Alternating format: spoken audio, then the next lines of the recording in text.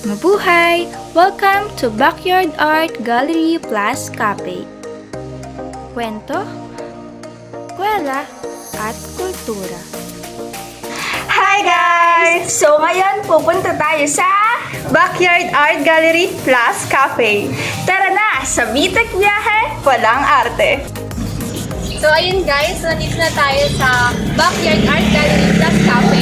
So located po siya sa San Jose, sa tapat ng Lumang Petron. So tara! Guys, nandito na tayo ngayon sa harap ng Backyard Art Gallery Plus Cafe. So, onting lakad lang siya para marating na rin. May kilang po yung bisita. So, tara na, pasok tayo. So, para po mas lumawag yung kaalaman po natin tungkol po sa coffee shop and art gallery po nito, tatanungin po mismo natin ng may-ari. Why? Backyard Art Gallery Plus Cafe. Yeah, obviously, likod ng bahay namin. Ito yung bahay namin. Backyard. How did it start? Yeah, first, start ko, ano lang to, parang studio dati. And then, dito rin ako nag-paint minsan, gano'n. Then, hindi siya exactly ganito, parang lang hindi siya bodega. Then, naisip ko, sa dami ng artworks na naipin ko, nagagawa ko, wala na akong mapaglagyan. So, naisip ko gawin gallery para masabi. Then, second, hindi ko paano tatauhin yung gallery kung gallery lang. So, hindi ganun pa, So, naisip ko lagyan ng kape. So, coffee shop at the same time gallery. And then, medyo nag-expand ako, then ng kitchen, ganyan. So, doon ko nakita na nag-come go yung tao. So, yun. And then, pang third is matagal ko nang gusto ko yung gagawin ko.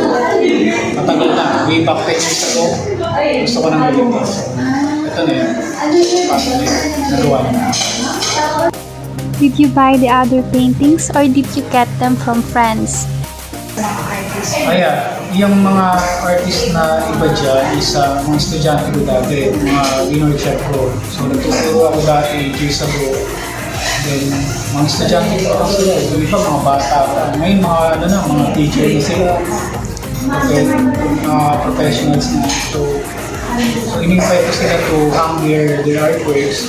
So, ayun naman, nagano sila lahat na participate. Then, yun, hindi lang sa akin naman dito, iba-iba rin. Puro locals ang baliwan. Nakilala na po natin yung may-ari ng cafe na to and wala pong iba kundi si Sir Mark Villanueva. Para makita pa po natin yung angking ganda ng cafe na to, tara, pasukin natin.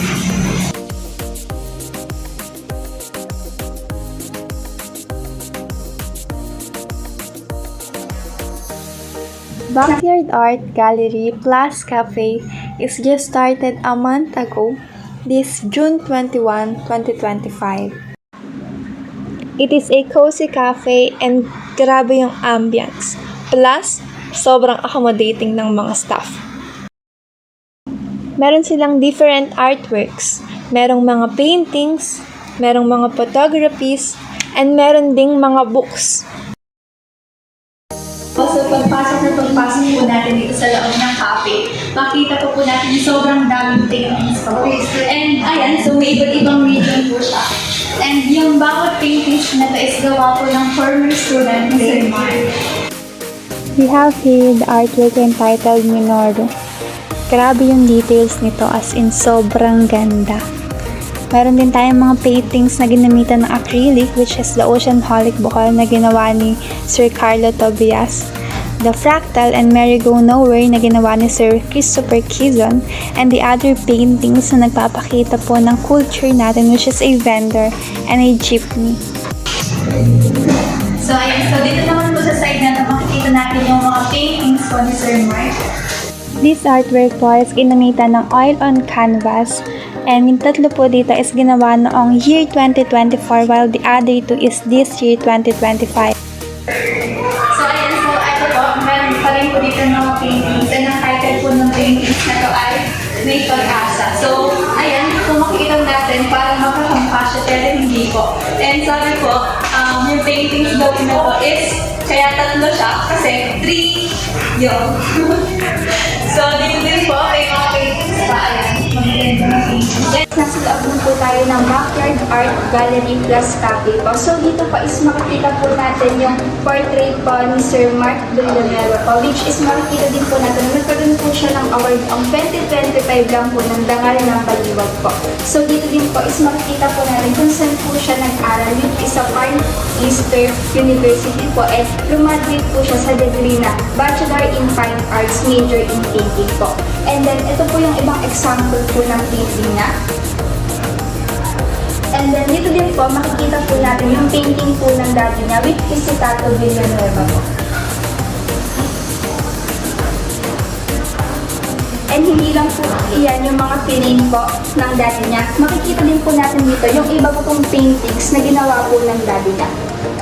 And bukod po dyan, makakita din po tayo dito ng mga libro na binibenta po nila na sinulat po ni Ian Christopher Alfonso and Michael Charleston Chua. Dito din po is pwede po tayong magbuso ng aklat dahil meron po sila ditong table and tables at pwede po tayong magbasa.